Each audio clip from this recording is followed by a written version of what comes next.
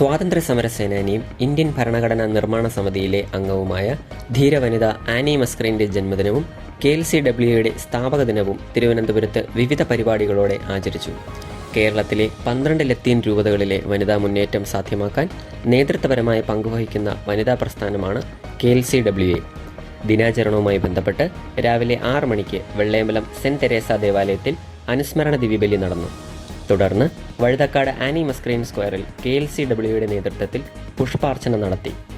Annie മസ്ക്രീൻ്റെ ധീരമായ പോരാട്ടങ്ങൾ വനിതകൾ എന്നും മാതൃകയാക്കണമെന്ന് തദവസരത്തിൽ തിരുവനന്തപുരം അതിരൂപതാ വികാരി ജനറൽ മോൺസിഞ്ഞോർ യൂജിനച്ച് പെരേര പറഞ്ഞു. തുടർന്ന് വെള്ളയമ്പലം ആനിമേഷൻ സെന്ററിൽ KLCWA സംസ്ഥാന പ്രസിഡന്റ് ഷേർലി സ്റ്റാൻലിയുടെ അധ്യക്ഷതയിൽ കൂടിയ സമ്മേളനം ശ്രീമതി ദിവ്യ S. അയ്യർ IAS ഉദ്ഘാടനം ചെയ്തു.